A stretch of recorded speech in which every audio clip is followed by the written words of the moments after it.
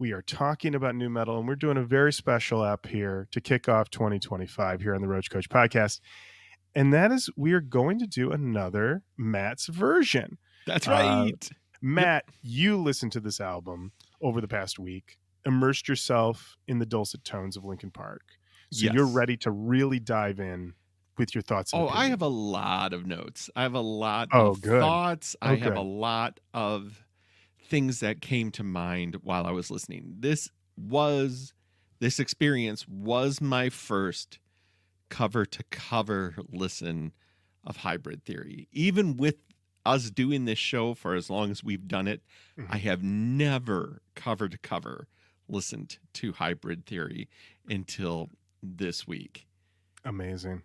Amazing. Yeah. That's truly amazing. Some details, Matt, about this album. First and foremost, It's really successful. this is one of the most successful albums of all time. It's really successful. It is certified 12 times platinum. 12? 12 times platinum. It has sold 32 million copies worldwide, and it is the best-selling debut album since Guns N' Roses' Appetite for Destruction. It also won the Grammy for Best Hard Rock Performance for the song Crawling. Wow. Its genre tags on Wikipedia are as follows: new metal, rap rock, alternative metal, and alternative rock. Yep. This album was produced by one Don Gilmore. Now, Don Gilmore, I feel we see him, but not as much. He's around. He's done some records that we've done. We just recently did a record by him because he did Korn's Paradigm Shift. Yeah. And they did not like him. Well, Jonathan Davis didn't like him. Jonathan Davis called him a yuppie motherfucker many, many times. Yeah, I've been something's coming in 2025. I got a little stuff brewing over here. Even Lauren doesn't know about what I'm cooking over here in the kitchen. Matt, if you've got Don Gilmore over there, just tell me. All right. He's I'm not saying getting out. Listen, if you got Don Gilmore in your basement, just tell me so I can stop saying things about him. I'll feel awkward. Jonathan Davis was doing an interview, and he goes, "Yeah, we don't keep track with many of the producers we've had, except for Ross and this guy." And it was like obvious that he'd probably just had the experience with Gilmore. I mean, if you watch the Hot Doc, you'll know that he was like, "Oh, am I tracking with Gilmore? Then I'm going to bring my kids and just let them run around the room the whole time." Gilmore is just behind the boards, just gritting his teeth, counting some points. Absolutely. So so we are dealing with a incredibly successful album, and honestly, the history of Linkin Park has been recounted many a times. They originally called Zero, then they became Linkin Park. Chester was brought in initially. Yep. He was not part of the band. A lot of this is covered in a lot of media, and you can certainly do that research at your own will. Listen, I would hope that Yasi at Bandsplain may one day do a Linkin Park Bandsplain. I think that would be very entertaining. In any event, we're talking about Matt's reactions to this album. Matt, you're living with this album. Now, when we did this album the first time early on in the run of this show, we did not have songmeanings.com at hand. Do not worry, everyone. I went to Song Meanings.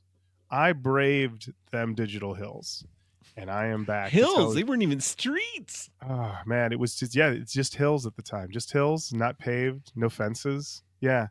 Yeah, if you're playing a game of kickball and you kick it too hard, you got to run for a while, buddy. You got to run for a while to get that ball back. So I did that work in that regard. And so we're just going to dive in to this album and find out how Matt is feeling about one of the best-selling albums of all time. Yeah. Just to put it in perspective one more time, 12 times platinum in the United States. 5 times platinum in Australia. In New Zealand, it's 7 times platinum. In Canada, it's 5 times platinum. In Germany, it's 3 times platinum. Listen, if you're in a populous country where this could be played, yes, then it went platinum. It went platinum. At the very least, it went platinum, if not more. This is a record that probably is. It wouldn't surprise me if a million years from now and aliens come and they're like, what happened on this planet? And they're just like, we keep finding this album by Linkin Park. Dude, It just keeps showing up. It just keeps showing up in every house we go in. I have to tell you that when we do reach the end of this and we give our final thoughts, I wrote my own song meanings type screed for this because I was like, I gotta put this all together. And I feel like my inner Robert Christgau, when he has to write a review, was coming out of my veins. It was just like my fingers were tip-tapping and I felt really in tune with the universe of Robert Christgau and a songmeaning.com commenter. Put them together and you just get ready. Oh boy. I'm already like fan casting in my head how that would go, but okay. All right. Well, let's dive into this. Oh wait. Well, so Matt. Yes. So you had, like you said, you never listened to Sound Front to Back. So it's very clear to me then that in October of 2000, you were not listening to this band. You were not at all. Because the radio existed much and loomed larger in our lives than it does now, where you can be a lot more selective with your media. I have heard the 4 singles. I have heard these 4 singles ad nauseum. I knew. I will say this up front. I think this album is incredibly well sequenced. I feel like, although it may be a little top loaded with rockers, it still very much has the 4 singles that they chose tentpole the album incredibly well, even though I know it's like Papercut into One Step Closer, which is like 2 tempos next to each other, but it just felt like it felt like you really get launched well with this record. The pacing on it was really good and the sequencing on it was very good. It's one of the things I noticed upon my listen. But yeah, other than that, I'd never listened to the album. I never really gave it a chance beyond that. Not even, I'll put it in and see what it is. Nope. Just never happened. Never owned a copy. Still don't own a copy. Will not own a copy after this. Okay. That's fine. If you ever need one, though, there's a landfill filled with a million at least. You can find them. I will say, and I went over this much longer on the original episode we did on this album, but I initially was not into Linkin Park. I didn't like One Step Closer. And it was only over time, as I heard more singles, I started to get more into them. My buddy McCarty got into them. And then I remember having a burned copy of this album with, let me tell you, various bit rate versions of each song. Where some of them I'm like, oh, this sounds great. And I was like, oh, this sounds real bad. A real sock over a receiver. Yeah, this is some real 128 shit going on right here. And I did eventually purchase a copy that I had, and I have somewhere around me, probably in this wall behind me here. And I was a fan. I've never seen Linkin Park live, never saw them live in the original incarnation. And I was in. I was locked in once those later singles got to me. We should mention real quick who's in the band. Yep, absolutely have to do it. We have to do it. So on this album, Chester Bennington on lead vocals, Rob Borden on drums, Brad Delson guitars and bass on tracks 3 through 8 and 12, Joe Hahn on turntable samples, synthesizer, and artwork, Mike Shinoda co-lead and rap vocals, keyboards, programming, samples, rhythm guitar on tracks 5 and 12, piano, and artwork. And Dave Phoenix Farrell is listed for bass. He's credited, but he does not actually perform on the album. He had basically been in the group, decided to leave, then decided to come back, and they were like, come on back, Phoenix. But all the bass parts were already done. So they were done by Delson, and they were also done by a gentleman named Ian Hornbeck and a gentleman named Scott Koziel. So there you go. And mixer on this album, Andy Wallace. So you got some knowing hands behind the boards. Yep. All right, Matt. How's this album kick off? Well, it kicks off with one of the 4 singles from this album. It is Papercut. Can't stop what I'm feeling within. It's like the Sugar Man, and then big pimpin' in NYC. You got. Well, Matt, It's so amazing to me that Jay-Z came in the studio and was like, maybe I could do Big Pimpin' over Papercut. Yeah, you think? you think? You think you could do Big Pimpin' and Papercut together? This is a really weird combo. Indeed, Matt. How does Jay-Z not have a writing credit on this song? I mean, he eventually did. So there it is. Yeah, listen, this is the pre-blurred lines era where people would just sort of nod and go, "Sounds familiar," and then just keep on moving. So, I guess they weren't getting money for interpolation in 2000. No, I think it was back then. Everybody was rich. That's right. They didn't care. Everybody was selling physical media. Listen, man, hand over fist. I don't know if you heard earlier, Matt. This sold 12 million copies. Okay, 12 milli. All right. People were like, put that hot disc in my hand. Nowadays, does this place sell hot discs? And they're like, no, it doesn't. So, Matt, this song is a banger. Oh, yeah. And it's an all-time, honestly, I hear this song, and I go, oh, yeah, this hooked me in right away. This is what you want. The swirling noises, the beeps and the boops, the rapping into the yelling. This is, it's the song that launched 1,000 ships.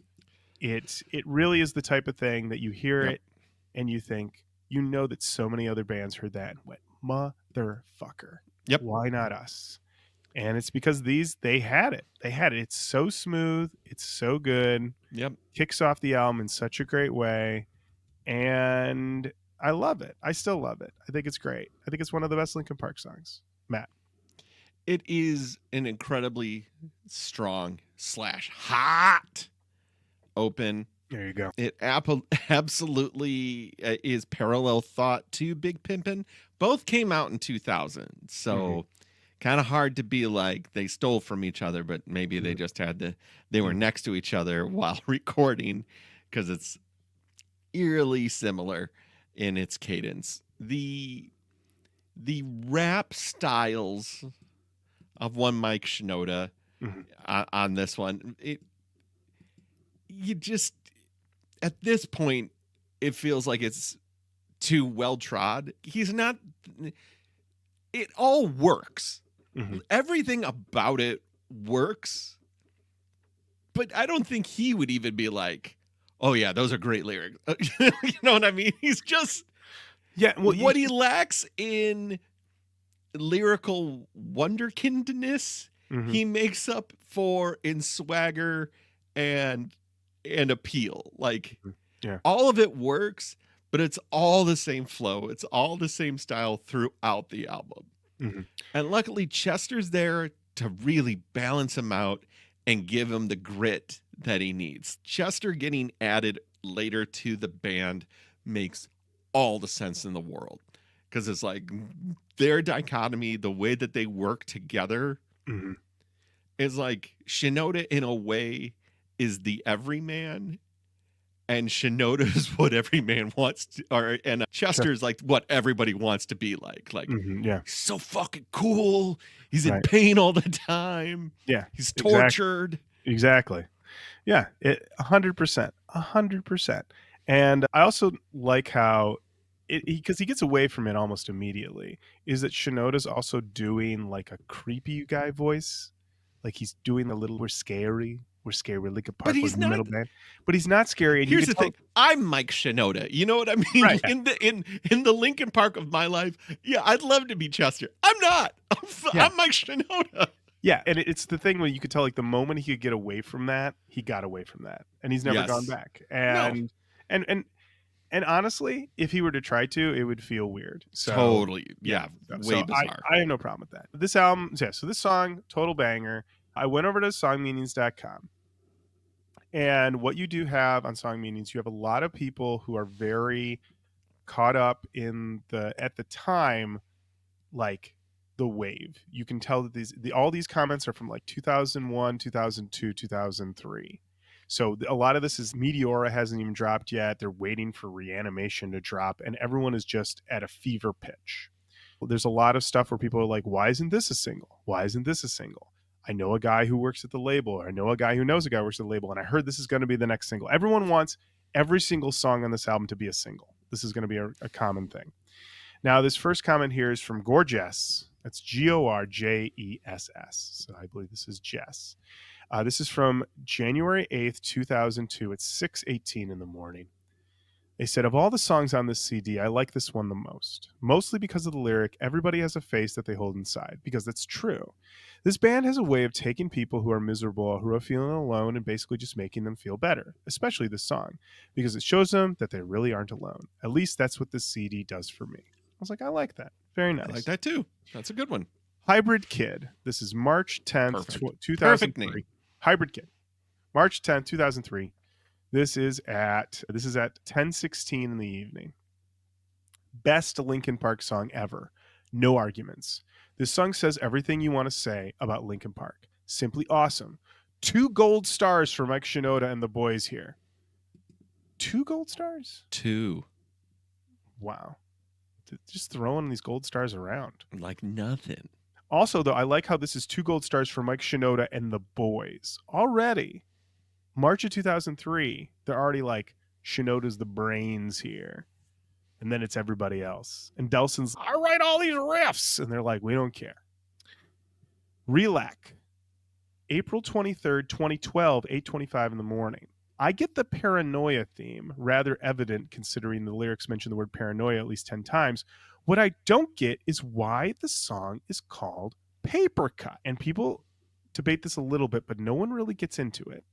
And I think what it is that when you sit down and you're thinking about what to name a new metal song in 2000, Yep. And you can go super gory, you can go scarred, scabbed, right? Stabbed. But Linkin Park is for everybody. Linkin Park is for the kids. Linkin Park is getting you in the door, as we've said before. As when we had Hotline TNT on the show, that this was Baby's first new metal record. This gets you in the door. Yep. And if you're a parent and you're looking over the CD, which does not have a parental advisory on it, because it doesn't be swearing on it, but you just want to check these song titles, it's like, okay, Papercut, that's a minor cut. That's the most minor cut. Yes. It's annoying. For sure. Crazy. I had a paper cut on my thumb a couple weeks ago. This thing would not heal. It was awful. So in that way, it's like we've drawn blood, but the minimum blood we can draw. And sometimes a paper cut can drive you even crazier than if you were just, if you got like a full-on stab in your hand. You'd be like, ah! But a paper cut, it can really, really bug you for a long time. Yep. This is absolutely, we wrote it down. And nobody had a better idea. Matt, I think you'll like this comment. This is from The Smooth Criminal. Oh, Michael Jackson showed up. Absolutely. This is March 2nd, 2002. And I believe this is 3:00 in the afternoon. This was an excellent way to give their CD a kickstart, with Papercut being the first track. The song is fast-paced, has the hard feel that Linkin Park has found its niche within, and also has the excellent lyrics that Linkin Park has brought to the table always. This is my second or third favorite song on the Hybrid Theory CD, and I give it a very strong 9 out of 10. Hee, Shamon. You know it. Listen, we all know Michael Jackson's very complicated rating scale of songs, in which he says that a song is his second or third favorite. Correct. Like all the time. I'm just like, what's your favorite song on Thriller? And he's, my favorite? I don't know. But my second favorite Human Nature. It's Human Nature. And I give it a 9 out of 10. And I was like, really? I give it 2 hee-hees, a Shamon. And I'd always say, Michael Jackson, are you sure? I feel like Human Nature is a 10 out of 10 song. And he's Human Nature is a 10 out of 10 song. And Michael Jackson, he'd be like, I'm going to give it a 9 out of 10. I was like, it's okay. It's your rating scale. But I don't think there's a better song on Thriller. I don't know. I don't know. And, I hope this is discussed in the upcoming biopic. I hope that it's like all this time spent on his arcane rating scale and no mention at all of all the other controversies. Just put all that aside. I don't need anything other than a lot of Thriller ranking talk. All that from is, Michael Jackson. you keep thinking the scene's going to change, like it's going to cut to and the next day, and we're going to get to, when he adopted the monkey, or when this other thing, or when his hair went on fire, and then it's just going to cut back to the studio, and he'll be like, Quincy, Q, I really think that the title track of this album, Thriller, I would rank an 8 out of 10. And he'd be like, really? I feel like this is a 10 out of 10 song. I'm just saying. I can't. Yeah. I'm just saying that PYT is like a 4. What? What? People getting I really think that the only 10 on Thriller is The Lady in My Life. People are ripping the seats out in the theater. Everyone who's rolled in there ready to be mad that it skirts all the controvery is, I'm mad for a different reason right now. The Lady in My Life is a 10 out of 10. People running. Remember how they used to show the thing back in the day, pre-cell phone? Caramello dripping down their face. Everyone's. You remember in the movie theater? Popcorn and caramello covered faces, furious. Do you remember when they used to show in the old movies when all the reporters would run to the phone bank? Yes. And they'd call everybody? They would have to bring that back just for this premiere. Like they confiscate everyone's cell phones, and they're like, you've got to call your editor from the phone bank just for that. All right, we're off track, and that's okay. That's Matt, what we do. All right, this is the next one here is the big single. Never heard this song before. And we're gonna listen to it right now. It's called One Step Closer. I mean, the song works. It works. It works. It gets the job done. I don't think it's great. I've gone up and down on it, and especially listening to doing the albums for this show. Certainly against a lot of other stuff we've heard, it's top tier. I would say for me though, it's not my fave. It's real getting the job done type of song, but not to blow my this thing that I'm ready to read to you at the end of this episode, but like at this point, this is like hearing fucking Buddy Holly. It's like America. It's just part of the culture now. It isn't. What good, bad? What are we talking about? It's right? It's fucking transcended that. Mm-hmm. It just is. It is in the firmament. It is in the zeitgeist. It will never leave. It is there forever. We will rock you. I mean, it's like it's. If you don't like it, I get it. If you love it, I get it. There isn't any arguing that you could do on either extreme that I would be like, I don't know. It doesn't matter anymore. It really does not matter. Yeah. Well, let's check in with Michael Jackson, Matt. The Smooth Criminal is back. March 2nd, 2002. This is also at like 3:14 in the afternoon. Oh my God, I love this song. Not only does it have the hard feel of Linkin Park, along with the fast-paced lyrics and excellent DJ effects, but it has a solid lyric setup that I can strongly relate to. This is, in my opinion, their best song on the Hybrid Theory, and I give it a well-deserved 10 out of 10. Linkin Park has a gift that not many bands possess. They have the gift of being so good that no matter how many times you hear them, they never get old. Never. Michael Jackson was losing his mind in 2000. Shamo. Listen, I got to tell you, this rating scale is truly wild, and I love this. The gift that not many bands possess, they have a gift of being so good that no matter how many times you hear them, they never get old. Never. I feel like there is no band that possesses that gift. I feel like if you hear any song enough times, you will grow to hate it if you hear it too many times. I think so too. Even songs that I love, I know I've always been very much, I don't want to hear a song too many times. I don't want it to get burned out. But I feel like listen, I remember hearing Seven Nation Army for the first time and thinking this is an all fucking timer song. Yep. And I can tell you now, if I were to put on Elephant by White Stripes, I probably would skip straight to track 2. I don't think I need to hear that song anymore because it's just too overexposed. I get you. And that is once it gets to sporting arenas, it's just at a different level. Mm-hmm. It's just What are you going to do? Right. Like, what are you going to do? Absolutely. I mean, the thing about also this song is that it ends with the "shut up while I'm talking to you" part, which I feel like at the time probably felt very serrated and very in your face, and now is just sure. Yep, this is the part when he screams.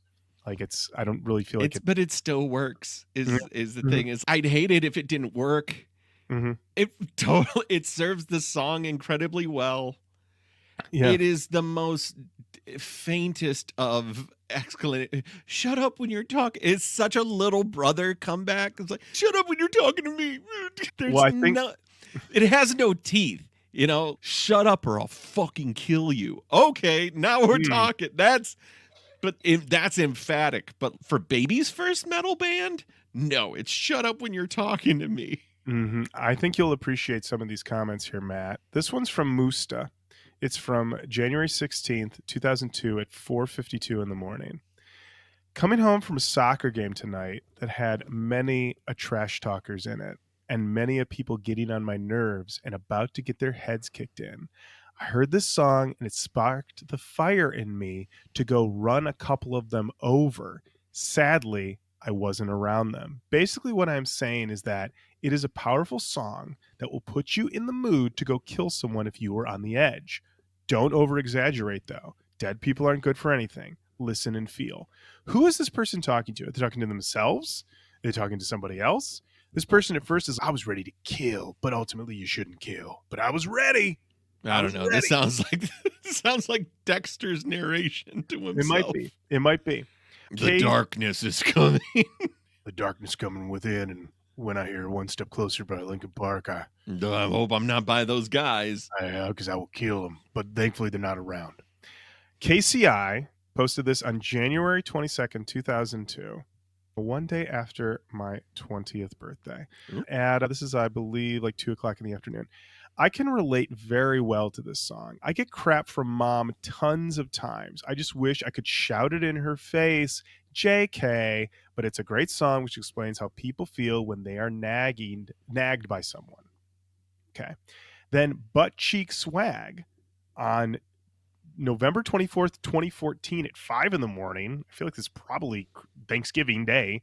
This song is basically about my conversations with my mom every day. Hee. Okay. Michael Jackson's back? Michael Jackson's back. And then finally, Host JM, April 25th, 2002. And I believe this is 6 o'clock in the evening. Funny how it means something to everyone who has had a hard time. Kind of say, Stained, Limp Bizkit a few years ago before it was cool to diss them, and Korn. Then they immediately respond to themselves and said, sorry, forgot this. No disrespect to you guys, though. Some of you seem to have had fucking hard things happen to you, and I respect you so much for getting through them and not giving up, and at least you are listening to metal. So this is a person who basically was like, oh, you guys diss Stained, you guys diss LB, you guys diss Korn, but you're all cool with Linkin Park? Uh-huh. I see how it is. I call foul. But then they're like, well, at least you're listening to metal. At least you're listening to metal. And then unearths from the ground a bunch of metalheads that are like, this is not really metal. Metal. This is really metal. Matt, we've listened to 2 singles that are known around the world. Yes. Let's listen to some deep cuts. Yeah. The next song. This 12-time platinum album. This is a deep cut. It's called With You. It was at this point, you know, we just had 2 world-beating singles. We get into With You, and it's a song I really don't know. And I'm kind of like, okay, very much of its time, but a lot of the production techniques and the soundscapes that they create are kind of, they're still used today. Hey, we're going to use squelching and, you know, natural sounds, and the guitar tone that our boy is using tells some on this. It seemed like he had one setting and he was like, can I use this on the whole album? Can I? I'm going to say yes, I can. Just use I'm just going to do a drop C, and I'm going to use 3 pedals and my PRS, and we're going to go. That's the research I did to find out how he got his guitar tones. Yep, he uses a PRS guitar, which, if I'm not mistaken, guitar people, is a Paul Reed Smith. It's a nice guitar. It's a very, very nice guitar. It is both of our cars combined for some of those some of those Okay. guitars. This goes to Buttsburg pretty quick. Mm. And I was noticing it because headphone listen, I really, really liked this album. I thought sonically it was great. But an over the air listen, not a car listen, an over the air just on a speaker in your home listen, Mm-hmm. it was very boring at times. I was kind of underwhelmed with it. Locked in with headphones, loved it. Great. But like passively in the background, I was like, this ain't it, Chief. Don't like this. Hmm. And I think it's because a lot of people have picked up things sonically from Linkin Park, but they brought the Jarl into it and it turned into butt rock. Just like you take away the scratching, you take away some of the effects, and this is butt rock. And of course, take away Chester from the mix. Matt, I don't think you're wrong. I think, listen, this is like we said, launched 1,000 ships. Launched 1,000 ships. And some of those ships had butts on them. Had a lot of butts on them. Had a lot of butts on them. Songmeanings.com. I was very happy to see that we were going to get some personal stories. And I love a personal story. I love it when people bare their soul on songmeanings.com and tell us what's really going on with them in their lives, especially this story here. The commenter's name is Avan. This is from 4/20, 2002. 7:33 in the morning. Smoking them if you got them. Got it. I like someone, but I'm too slow to do anything about it. It feels strange that fate plays with you. Like sometimes I hear her saying words I used before when she was nearby. For example, I said something 2 years ago for no reason when she was near, and she said the exact same thing the other day. It was even the same place, except the positions we were standing at was reversed. Sometimes I feel there's a fate between the me and her, but everyone around me keeps discouraging me and drawing me away from her. Someone I trusted pulled me away from the best chance I had. She was looking nervous. I don't know why, but my companion had to pull me away, saying I was there to do something else. As I walked away, she seemed upset and angry. I don't know what to do, and am still in a fix. Anyone who reads this, maybe post something I could do or pray that something good does happen between me and her. Matt. Oh boy. I heard this story and I was reminded of a tale.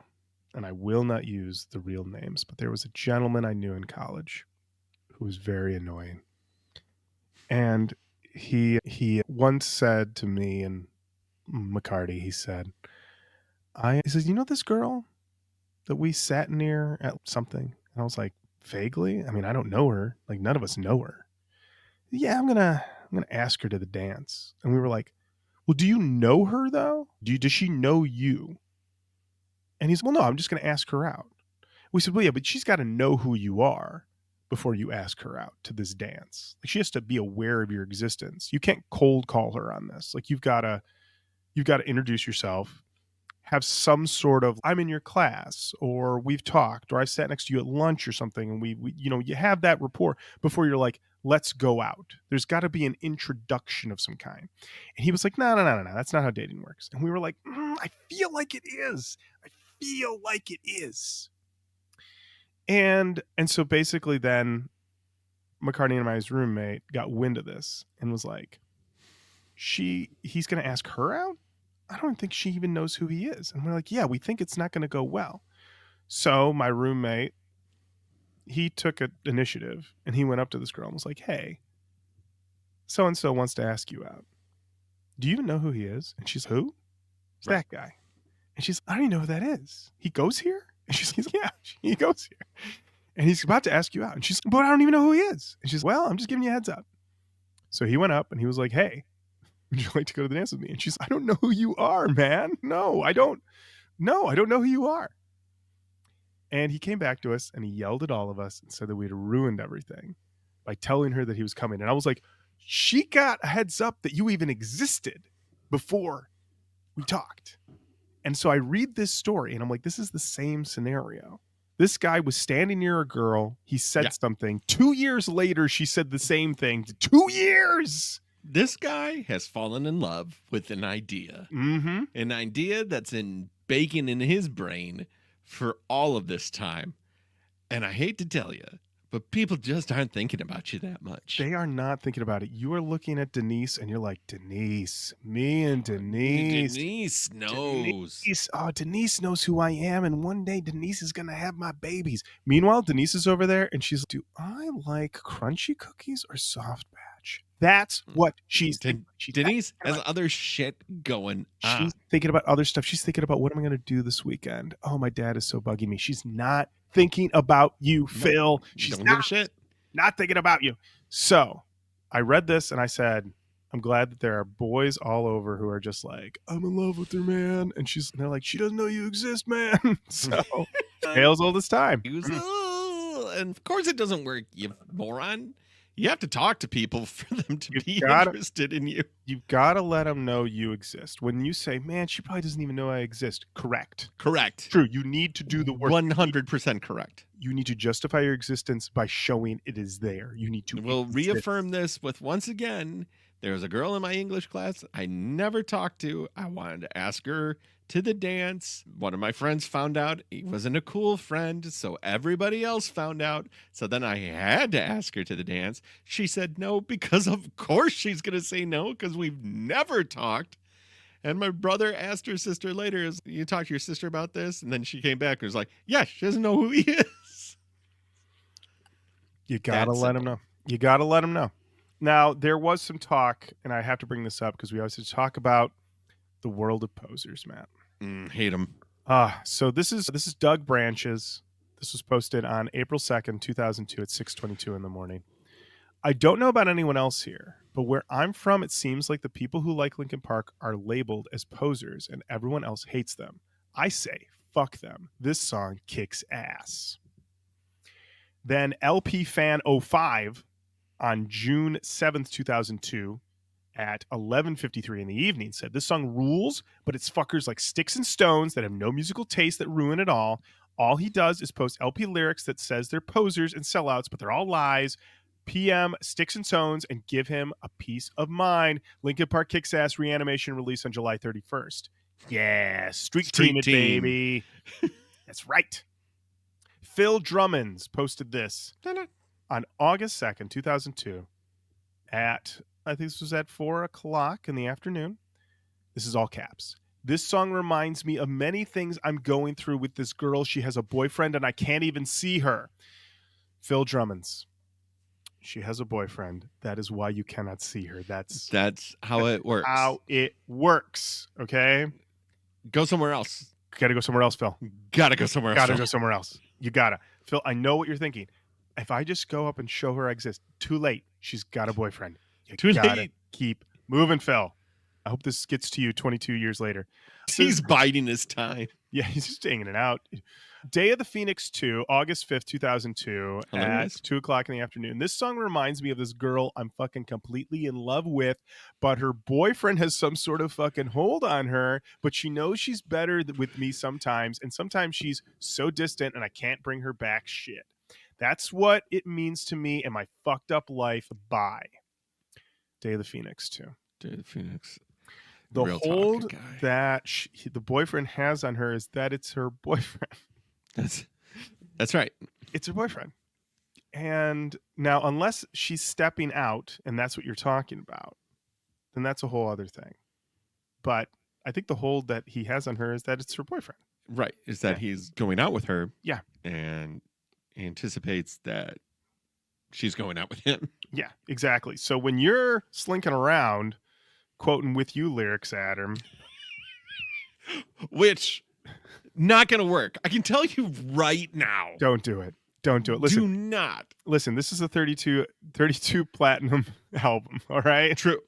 But I would say quoting any of these lyrics at a lady, no.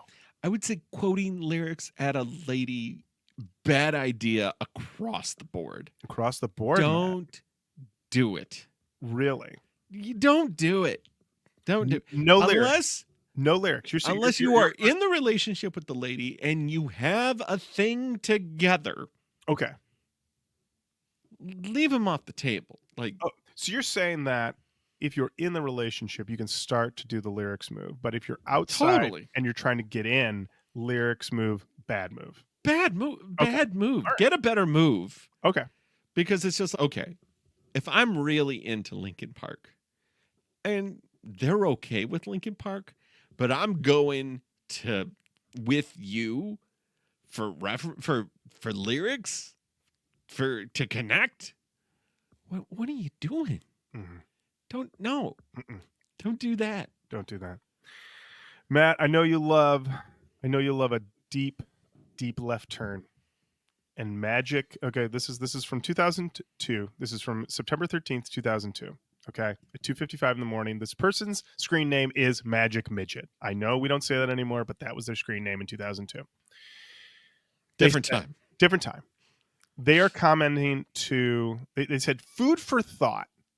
Think for a second about this song being about ... MSN Instant Messenger. It's a crazy idea, but I went through it and it works. I'll give y'all some time to think on it and I'll explain later. While you are thinking, I believe this to be Linkin Park's best song from both albums, although there are no bad or even mediocre apples in either bunch. My only question is, why didn't they release it as a single sooner? Okay, for one, it was never a single, so there's no sooner to put about it. Also, at this point, the two albums you speak of are this album and a remix album, which is basically these same songs again. Also, I didn't do a deep dive into these With You lyrics, but I am fairly confident that it is not about MSN Instant Messenger. Yep. The sad second place to the AOL Instant Messenger, okay? Listen, some people would go on MSN. You'd use MSN sometimes, but AOL Instant Messenger is where the action was, okay? Yep. That's where the action was. AOL Instant Messenger. Be fucking around with MSN. You on MSN? You on MSN? No, why? No, I'm on AOL Instant Messenger, son. Okay? 2 a.m. on a Friday night? That's where you be at. What you doing? You going to bed? What are you up to? Okay? That's what's going on at AOL Instant Messenger. All right, Matt. Let's get out of them weeds. Let's get back to these tracks. Up next, we have Points of Authority. Okay, we got to give a shout out to Mr. Hahn on this thing. He is scratching his ass up. He is scratching his ass off. This is prime. This song is multi-purpose. You can use it for a lot of things, but I think its main purpose and what it should mainly be used for is sequences in which Jason Statham is kicking someone through a plate glass window. Yeah. Prime. Jet Li kicking a man in the face and his head falls off. This is the music that you play. This song is a banger. This song rips. I love Points of Authority. Matt. I was glad to hear so much scratching. Love that. Love the energy of this song. Definitely has big fight scene, tentpole piece in a movie. Could absolutely see that. I like it. None of these songs I'm gonna leave being like, oh, if I never hear that song again. Maybe the Mr. Han solo track at the end, but even that has an intent. I feel like I'm listening to someone's most important record when I listen to this album, because it's all there. Mm-hmm. I'm just 10 years older than I need to be when this thing comes out. You know what I mean? The lyrics are vague enough that they could apply to everything that you're going through in your life. The rhythms are there, the energy's there, the bounce is there. It's angry, but then pulls back and we're a little in our mind thinking about what's happening all the time, looking around, totally confused, and then you learn. Oh, this is great. Of course, I love all of this. That's what I think of Points of Authority. It is a very good action movie song. And then sometimes that's all you need. Songmeanings.com. This person's name is Reanimation03. August 7th, 2002, 1:56 in the morning. Linkin Park is the best. And if you don't agree with me, why are you reading this? All of their songs are the best. They have good meanings, and they have Joe Hahn. Joe is one of the best in the band, even if he does have a split personality, smiley face. This is the first time I'm hearing anything about Joe Hahn having a split personality. I don't know what this person's talking about. I don't believe this is true. Then we have this comment from Crazy Beautiful. August 13th, 2002, 7:44 in the morning. Linkin Park kicks ass. How can you not agree with that? Have you all heard the remix to this song? Come on. I think they are musical geniuses. And finally, Lens, January 6th, 2002, 6 o'clock in the evening. I don't know why, but I love this song. Even though I'm a girl, I'm into this guy complaining about girl style from this song. Though I don't know, I think this applies to both guys and girls. And Lens, I want to let you know, guys complain about girls, but girls, they will complain about guys. It goes both ways. All right? It isn't just always guys complaining about girls. Sometimes girls go, this guy, I got complaints. I got problems with him. And points of authority works for both. All right? If you're mad at a guy, you're mad at a girl. Points of authority's got you covered. It's got you covered. All right? And if you're Jason Statham, listen, just cue him up next to a big piece of sugar glass. All right? Because this song's ready for a drop kick. If you're Jet Li, get a Leah next to you and let's do some business. That's right. That's right. If you want to do one of those moves where you use a motorcycle to hit someone in the face using the back tire, doing that spin move, Points of Authority is here for you. Yep. All right, Matt. We have another big single. It's Crawling. We've heard this song. What are we doing? Why are we going to even play more of this song? Matt has heard enough of Crawling. We've all heard Crawling. We've heard Crawling as long as we've been alive in the United States of America in the last 25 years. Or, as we said, the world. New Zealand. You know how you're like Seven Nation Army? I feel Crawling is like that Interesting. As well. Crawling is your, I've heard it enough, never again. I've just listened to it about 5 more times this week. Uh-huh. I'm good on Crawling. Again, I don't have a problem with any of this. You know, the thing with Crawling that I really have noticed over the years, though, is that it has this very elegiac, almost like soft opening with your beeps and boops. And then when the guitars... It's just pushing you right down an elevator shaft. It really is. It's just that the guitars plus Chester, it's a wall. It just slams into you. And if you are not there to receive it, it's going to be like, oh, no, I don't need that. But if you're there for it, if you need it and you want it, it's there. But that is a real brick wall of a chorus right there. Chicka. Yeah, it's really in there. Now, so Matt, your feeling basically is Crawling, that's Crawling, and I don't need to hear Crawling anymore. I don't need to hear Crawling anymore. I get it. Again, to echo a refrain that I'll be saying throughout, it's everywhere. You know, like there isn't a sports bar in the country right now that isn't playing Crawling in the mix. Right. It's 24 years later, and I will still hear these 4 singles every time I go out. You will. You have no choice. I have no choice. Nothing you do. You know, and it's like Green Day. It's like some Weezer songs. You're just gonna hear them. Mm-hmm. It's if it's playing rock, then these are the songs that are going to be played. If you are a program director at a radio station and you're putting together your set list for your rock station and Crawling's not somewhere in that 24-hour loop, you're fired. You're fired. I listen, I don't want to fire you. The market is firing you because someone somewhere is going to need to hear Crawling, and they need to hear it either at 3 a.m., at 10 a.m., at 2 a.m., at 6 p.m. You've or got to 3:45 in the afternoon. Or 3:45. Exactly. They're going to need to hear Crawling. For someone, that wall is exactly what they need in that moment. Now, songmeanings.com had a lot of meanings and interpretations, and you can dig into that. There's a lot of dark stuff in regards to that. But we want to talk about this exchange, Matt. It starts with the breaking. That was this commenter's name. This is from July 23rd, 2012 at 10:33 in the evening. This site truly is pointless. Music has a different meaning to everyone. You It apply has.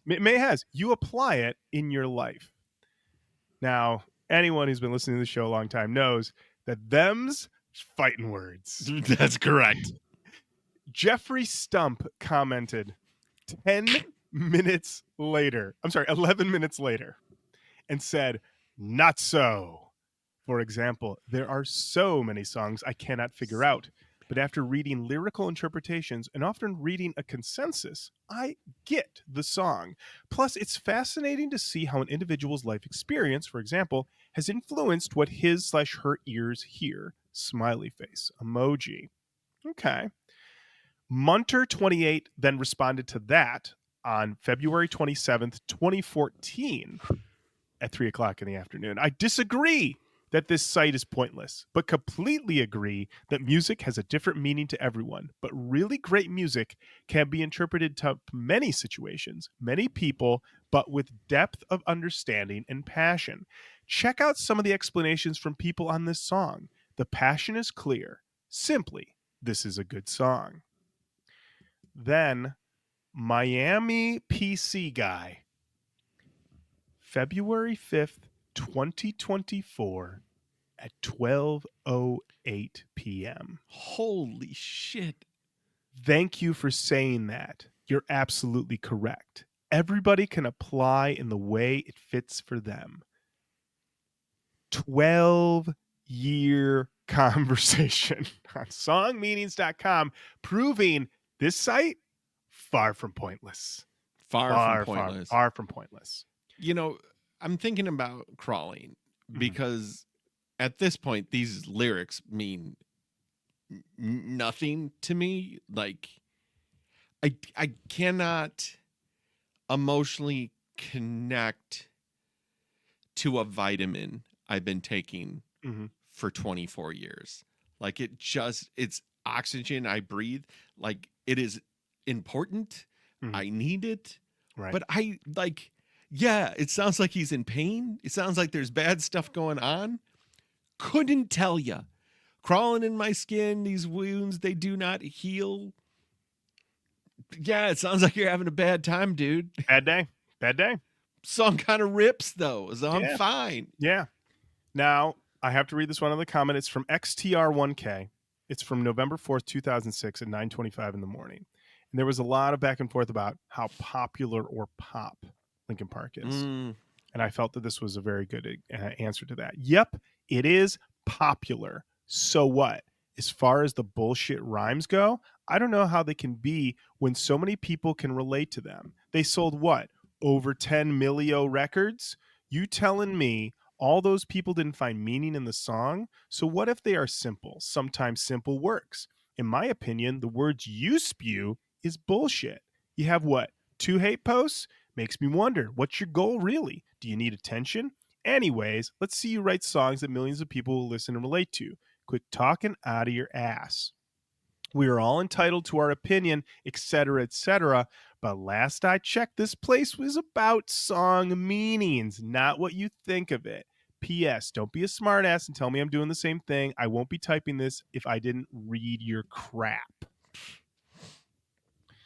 This is a top tier song meanings comment for a lot of reasons. One, it's in reply to someone and they don't tag them, so they will never see it. Never.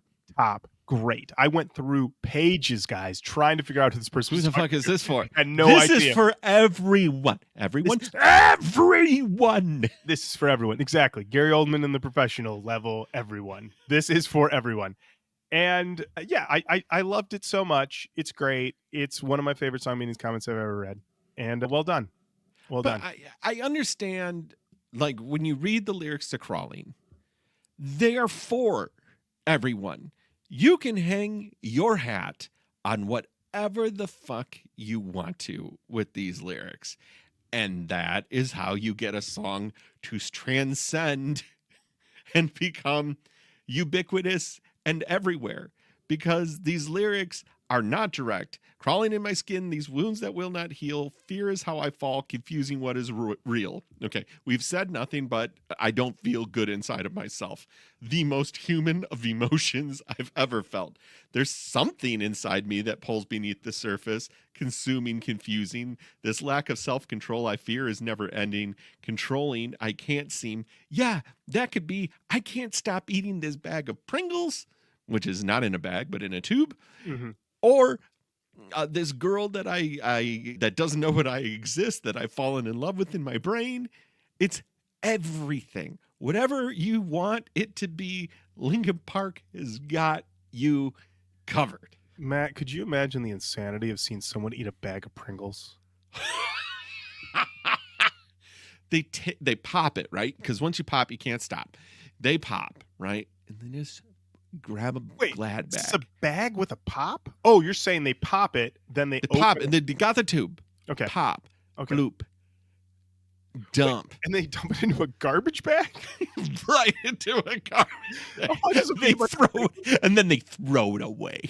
They throw it away in front of you. No, they throw it into a glad gallon Ziploc bag. This is even crazier. A zip. I don't even want to hear about this person. They have big hands and they can't fit in the tube. So hands fit in the tube if you're an adult. What?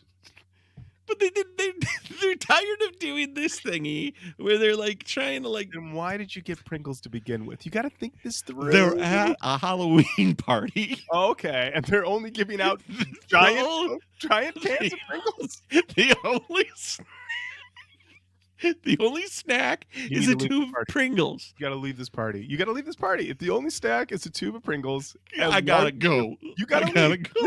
Listen. I know, but there's 20 different types. All just a table cover, a Costco tub of Pringles. I know you think your Heath Ledger Joker costume is killer. Where did you get those scars? We know you painted them on in your bathroom. It's time to leave. All right, Matt. How dare you? How dare you insinuate that I would be a Joker? Matt, you would definitely be the Joker. All right, next up. Wrong. Runaway. Chester's such an X factor for these songs and makes them work in a way that I don't think many other singers could. Because, again, anybody else on that attack going into a Jarl, and this is Butt Rock City, it does. I mean, even with Shinoda's rapping, the counterpoint would not be as strong. Chester was the perfect fit for this band because that kind of condensed, crunched up, really compact, like thing that he gets, like that gutturally tight vocal, is exactly what it needs. If it had anything else, it would be wrong. I don't like this song very much. But I like it in the sense that only Linkin Park could make this make it work. Sure. But there's so many elements to this that are just so generic. Matt, like the song is generic, but the performance pushes it over the line. Right. It's one of those things where it's like, hey, how much do you need from your singer on this song? I probably need 70-80%. Well, Chester's going to give you 110. He's going to sing it like he is literally running away from someone who's chasing him, and you're going to accept it. And you're like, okay, I guess that's going to take it over the top. And it does. Because until you get to that chorus, you got a lot of this fish noise going on in the background. You're like, okay, all right, we're hitting some fun buttons. And then he rolls in with that Runaway, and it's okay. I guess this song does work. My bad. I take it back. Yeah, because up until this point, the song is fine. I mean, again, there's nothing wrong with it. It's not really critique. It's just it's a good song. Then you get him doing that, and I see it. It's so obvious. That's why it's special. It's him making it special. I'm not listening to Linkin Park going, this is the great American songbook. I go, this is a classic, tried and true formula with a fucking world beater of a singer that's elevating the song and bringing it up. The lyrics, again, it's another one of those just like, what do you want it to mean? Right.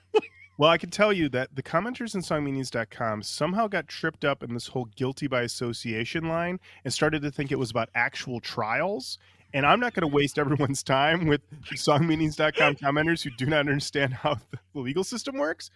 But friends, that's not what the song is about. I don't believe that the song is about running away from being tried because you were guilty by association. I mean, they get in the weeds, Matt, to a level that I was like, there's no way I'm reading all this on this show. And I read a lot of bullshit on this show, but I'm like, I'm not doing that.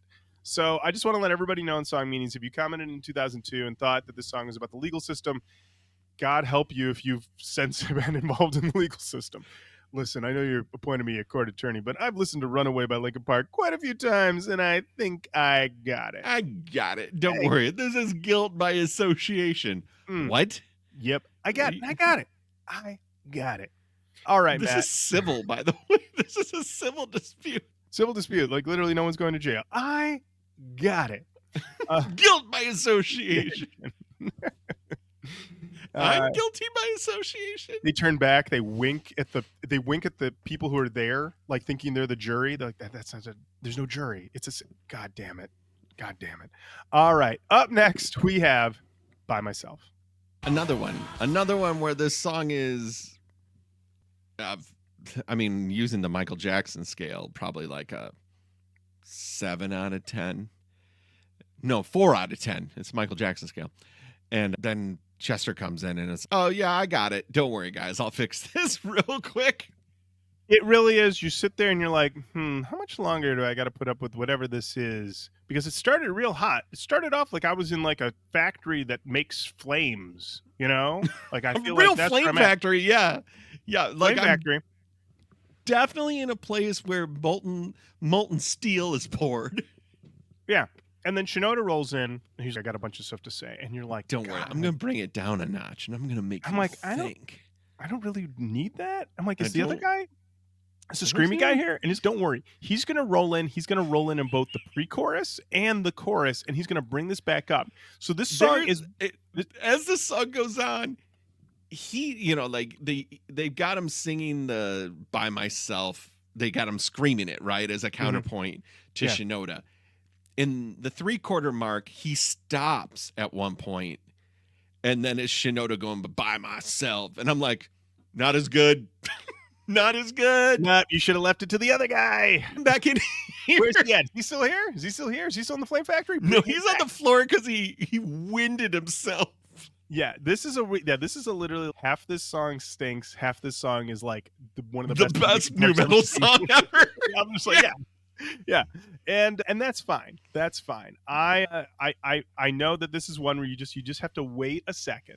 It's not long, you know. It isn't long. I mean, honestly, too, this song, the album cooks. Like there is not a embrace this 6-minute tome from Linkin Park. Absolutely not. No, this song is 3 minutes and 9 seconds, and you just got to get through a little bit of Shinoda's, slow it down. Like this moody sound that almost reminds me of, I don't know, what would be playing like seriously in the background of like a Michael Douglas drama, you know? And then it's, no, hold on, Steam Factory, Flame Factory's back. And it's like, yes, that's what I'm here for. Guy, we were next to Clown once and recorded him here hitting a keg. Yes. And we have it and we're not going to forget it. Songmeanings.com. Things are getting a little buck wild. We're going to talk about a couple things that we talk about a lot in this show, Matt. And I'm just going to let everybody know that if you are a prep or a former prep. Oh, you son of a bitch. I'm sorry. All right. I just want to prepare everyone. Daddy's Girl said this on June 4th, 2002 at 10:11 in the evening. Linkin Park have become sellouts.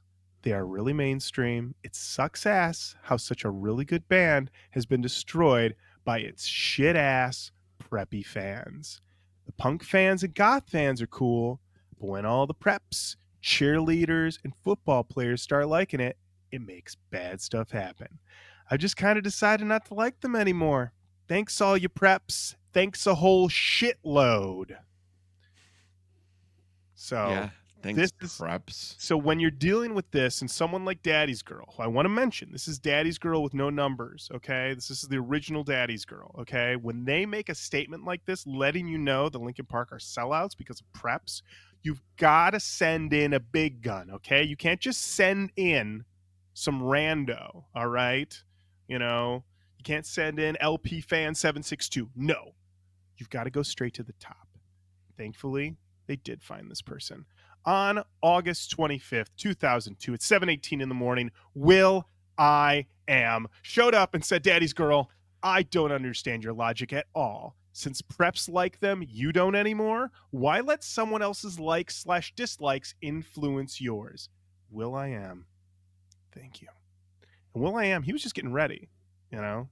Because he knew he was going to break through and he was going to have to deal with some major backlash, you know? Yeah. Black Eyed Peas being being accused of being sellouts. For real. For real. So I appreciated that they pulled in a real celebrity to handle that. Punk Rock Hawk. My humps. That's right. Punk Rock Hawk 183 on January 12th, 2002 at 1:16 in the morning said this song is fucking awesome. The Linkin Boys really outdid themselves on this one. It should be their next single. Stop this. Stop trying to pick the singles for this album. All right? You don't know what you're doing. Truly, this was not a single. It should not have been a single. No. Okay? No. You heard that entire Moody section that sounds like the background of a Law and Order scene, right? No, that's not single material. Don't do it. I'm sorry. Now, this person's name is Linkin Park, all caps. Amazing that they got this. They posted this on my birthday, January 21st, 2002. It's 7 o'clock in the morning. I think that this song is about someone who isn't sure about themselves, like they're confused or something. Now, I know you're saying, Lauren, that's not a very interesting comment. You're right, but it was posted on my birthday in 2002, and thus I have felt obligated. That's what makes it important. That's right. Finally, Medusa. I believe this is the real Medusa. February 26, 2002. It's 18 in the evening. It should be their next single, but it won't be. They're not going to release any more single until their next album comes out. I wish they'd release this one, and With You, that's kind of funny. I think they should release By Myself and With You. Does anyone else find that amusing, or have I completely lost my mind? Medusa, last I checked, you've been beheaded. You are a Gorgon.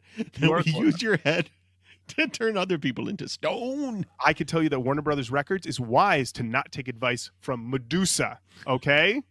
All right? For one, you're going to turn half the boardroom into stone with your mere glance. Second of all, it seems like your A&R skills are low if you think this and With You should have been singles. True. Get out of town. Get out of town. Oh, my Lord. Who chopped off her head? Was it Hercules? Yeah, probably. Probably. Let us know in the comments. All right, Matt. Up next, it's another Perseus single. is who I was thinking. Oh, is it Perseus? Okay, good for him. Good for Perseus. All right, Matt. Up next, it's some say the single from this album. It's called In the End. Yeah. Probably my favorite single. Probably. I would say I would agree with you. I like it the most. I feel like I think Faint is peak powers Linkin Park. Oh yeah. But this, from this album though. Yeah. But this is the one. This works. This works still. I can listen to this still, whereas I don't want to hear Crawling again. I really don't want to hear One Step Closer again. In the End comes on, and I'm like, yeah, I like this one. I think it's how simple that piano riff is, but it still is haunting. It's really well produced. It really comes together well. Everything about it works to serve the song in a way that the other ones don't. Like Shinoda's rapping is probably the best he does. Yeah. Like he has 3 verses, which he doesn't need, and he repeats a lot of lines and motifs over and over in this song, but the hook is so good. Yeah. And the chorus is so good that it, dare I say, and I will say again, it doesn't even matter. It doesn't matter. It doesn't matter. It's like the ticket is punched. I again, it's another song that has crossed over. This song stole my heart when I watched it as the backing track to a Subaru WRX rally team race video. And that is how you become a Linkin Park fan. Is that you just watch cars drifting and Subaru WRXs turning over and people turning the car back over and getting back on the road. I would say that this track bangs. Ooh. And that is right when you go into that chorus, it's like this perfect thing. And then if you want to rap along, you want to feel the vibe, it's right there. It's right there in the pocket. It's what you want. And the Chester breakdown at the 3/4 mark, like I put that whole great. It's great. It is. It's great. Songmeanings.com is insane for this song. Oh my and God. there is a long back and forth between a commenter's name, Liminal 2, and everyone in the world. And you could What was Liminal 2's initial point I'll hit you with Liminal 2's initial point, which was posted on January 9th, 2011. This looks like, I think, 3 o'clock in the afternoon. This song taps into a universal concern, hyper-awareness of time, and the inculated need to do something constructive with fuck it. off already. Most of us spend most of our lives in a dilemma just trying to decide what course of action to take from the debilitating infinity of possibilities supposedly within our grasp. Remember that time didn't exist for most people even 100 years ago, at least not in terms of the seconds ticking by with the pendulum swinging. Time is a modern invention, and along with the atomization of human society and the dehumanizing effects of technology, accounts for the anxiety of the post-war generations. If you do the maths, the population has expanded massively while opportunities have only increased slightly, despite the big lie that there are opportunities for all if you just try hard enough. This song is about the realization of this lie and the unquenchable anger that is directed towards the self in this individualistic age. This is the greatest achievement of the neoliberal capitalist democracy. We're supposedly free and unbounded, so when we fail, we beat ourselves up instead of having social revolutions. For me, this song is about the greatest emotional evocation of this dire mental situation and is best served up with a dose of early Manic Street Preachers for the intellectual and political side of things. I read this and I was like, fucking A. Losing my mind. This guy's out of his mind. Slow. So a million people responded to this, but my favorite was this one from Robin305, who responded on August 2nd, 2014 at 3 o'clock in the afternoon. Just a small comment. Time as we know it is older than 100 years ago. The first sundial was made in 3300 BC, the first mechanical clock in 1092 AD, the first modern clock in 1368, and the first watch in 1510. It was around the 1540s when Big Ben was made that people truly began to become slaves to time. I still agree with your point. I was just saying. Listen, this is too much to say on songmeanings.com. You shouldn't have said a single thing. You're out of your mind. Don't do it. This was a brief moment where I was like, this site is a mistake. When I saw this, I was like, nope, I shouldn't have done this. Shut it down. Shut it down. Shut it down. This page does not need to Don't need it. Don't need it. But this there was one person, Billy the Pub, October 22nd, 2011, 11:30 in the morning. Can everyone stop saying they like the song or why they like it and talk about the lyrics meaning, please? Thank you, Billy. Thank you, Billy. Get us back on track. That's right. All right, Matt. Let's keep going. It's a place for my head. I mean, it's catchy. It's simple. Right. But the chorus doesn't have the oomph. It's sing-songy. It's all about that ding ding ding ding ding ding thing at the beginning. That's what's cool about it. And then everything else is and the song very much services that without breaking the mold. And then the chorus itself is, for coming off of some hot choruses, this one just feels I mean, it makes sense. I mean, it's a nice album track, but it's not the one. All right. Well,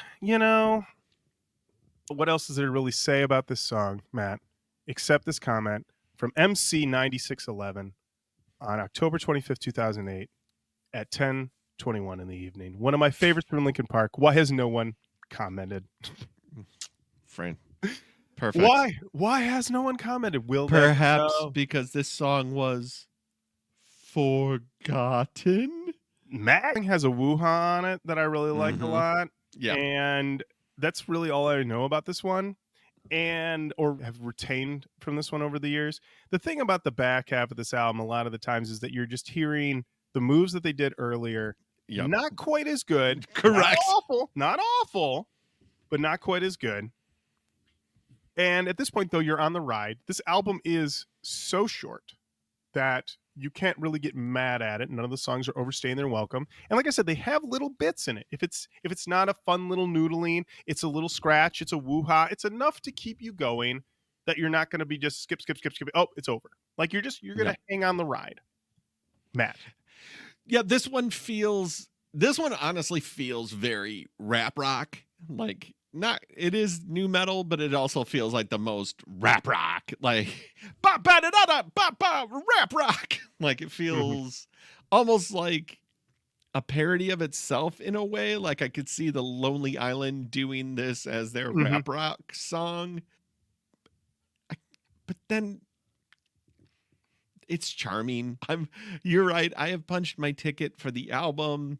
You know, I've been disarmed by its charms, and I the criticalness of it is like over. What am I going to say that we didn't hear? Right. Yeah, it's not. This is not the best song on the album by a long shot. They're having fun. If I was in the crowd, it would make me bounce. Mission complete. Right. All right. So we're going to read this one. This is another one where someone was responding to somebody, and I don't know what was initially said because once again, it was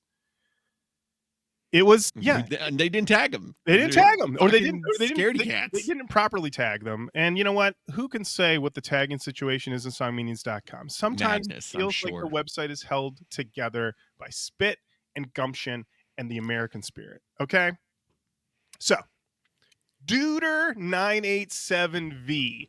Excellent name. You did it. You didn't even to follow that up. Hey, Killer Bird. I'm a Linkin Park fan. Hey. I don't think I'm stupid. I don't use emoticons. I say things a little better than, this song rocks the house, yo. No offense to the 5 billion people who do waste time saying things like that. I think you should stop making generalizations. The reason it's taken me so long to reply is because I actually don't spend all my time going through lyrics websites to make fun of all the fans. Personally, I think you should make your anti-Linkin Park comments outside of Linkin Park sites. It is people like you who are turning these websites from fun places where people can go to talk about music they like into places where you go to talk about something you like and leave feeling hurt that someone who has never even seen you decides that you're stupid. This has been a little long and actually shouldn't all be directed at Killer Bird. This is a message to everybody.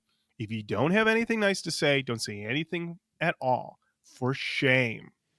Now I got to tell you that Duder987V, you lost. You lost this war. This is the internet. This is what the internet became. Yep. But Sarah B, on October 31st, 2009 at 2 o'clock in the morning. Okay. So late devil's night, early Halloween morning. In all honesty, though, can you blame people for making such generalizations? Look at this thread. Rather than productive comments on the song's meaning, parentheses, because you're on songmeanings.net, morons, end parentheses, they choose to just say, this song's so cool, LP rocks. Anyways, lovely song. Like the title suggests, I think this song is probably about how even when things are going well and you're on top of the world, everything just goes up, must eventually come down.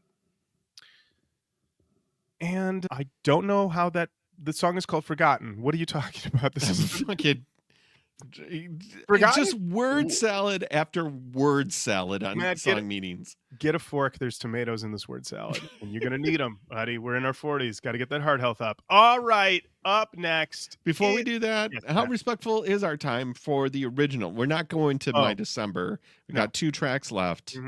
This album clocks in at a sweet 37 minutes and 45 seconds. Come on, everybody pay attention. Mm-hmm. So that's how it's done. It's how it's done. And now it's Cure for the Itch. I didn't hate this. I thought it was weirdo stuff, and I kind of liked that they put something from Mr. Hahn in here that featured him. And, you know, there should be, listen, they did it for 2 albums, and it should have been the consistency through it. There should always be a Mr. Hahn song in every single album. And the fact that they didn't, and they don't, I mean, they should have done that from zero. Give us a Mr. Hahn solo track. People would have been losing their minds. Liked it. I thought that would have been fun. Yeah. This is great. This is always a favorite. I know there were people that were not fucking with Linkin Park, and they were like, the Mr. Hahn song is great. And I honestly think it perks up the back half, because you know Cure from the Itch is coming. Mr. Hahn's going to chop it up, and then he's going to drop that beat in, that straight up rip off DJ Shadow beat, and we all were going to feel that and enjoy that, and maybe 5% of the people will hear it and go, is it possible to find more of this instrumental hip hop that Mr. Hahn's doing? And it's yes, it's called Introducing. It'll change your fucking life. Check it out. You think this is good? All right, listen to some DJ Shadow, early DJ Shadow, and then don't listen to this again after you do that. Well, I mean, yeah, that's the other thing that happens. Matt, we're on the final track. We are. It's called Pushing Me Away. Mm-hmm. Again, that it's not bad. It's just there's the X factor is dialed down on that one. I found this a very hard album to listen to cover to cover.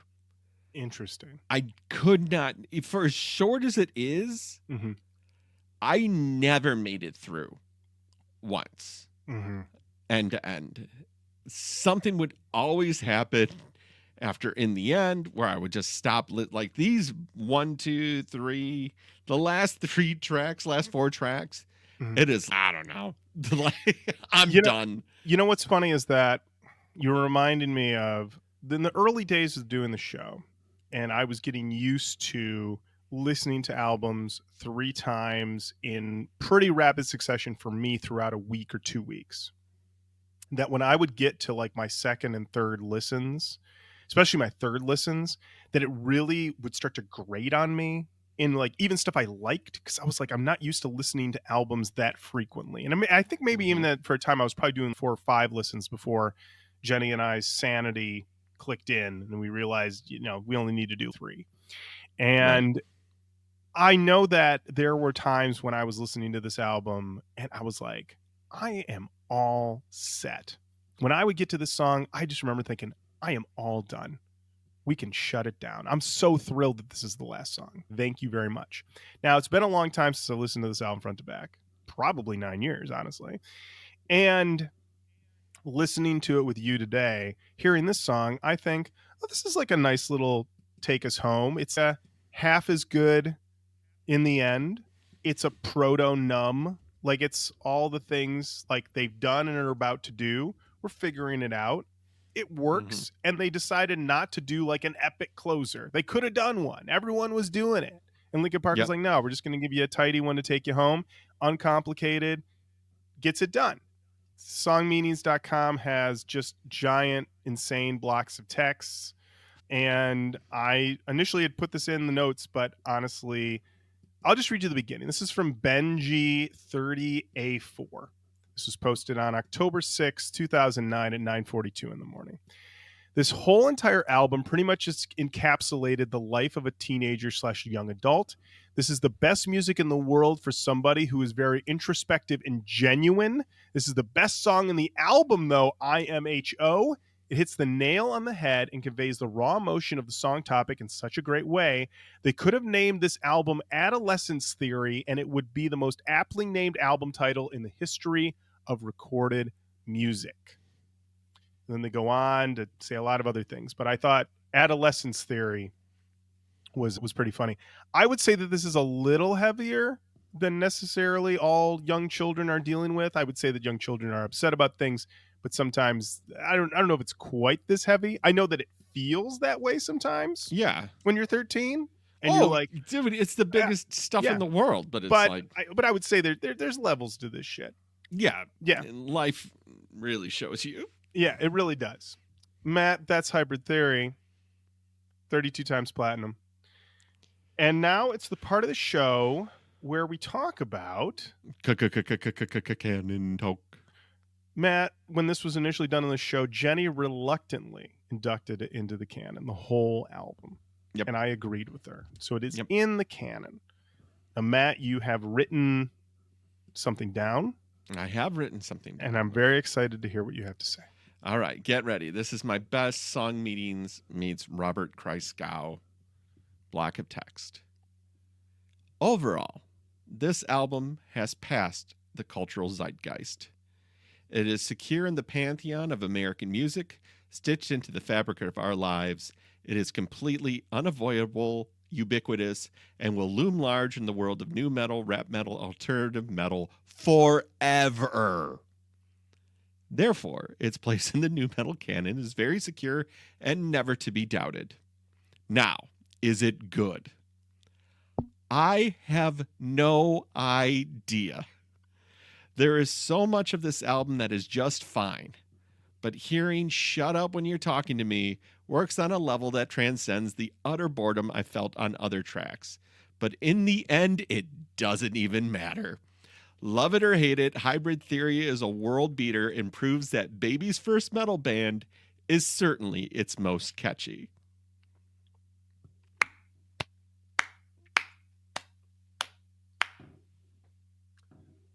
I'll take that faint praise. Matt, you did it. You did it. You did it. What else is there to say? What else is there to say? It flew off. I have not written anything that fast. It flew off my fingers. Flew off his fingers into our ears and into our souls, quite honestly. And I have nothing to add. I have nothing to add. This record, you know, it's an all-timer, whether we want it to be or not. And ultimately, ultimately it's fine. I mean, really, I'm like, how do I judge this? It's a little past any sort of judgment at this point. Truly. Well, Matt, thank you so much for giving us your version of this album for the Roach Koach podcast. Oh, it's my pleasure. Much appreciated. And that does bring us to the end of another episode of Roach Koach. Thank you so much for listening. Keep on saying hello to us online. Facebook, Twitter, Instagram, YouTube, TikTok, Blue Sky. We're on all of those. Head on over to patreon.com/Roach Koach podcast. Become a patron. The pact is ongoing, about to wrap up, and more fun coming in 2025. I cannot wait. Matt cannot wait for the excitement on the Patreon. And and send us an email. roachkoachpodcast at gmail.com. And until next time, Matt, thank you. Lauren, thank you.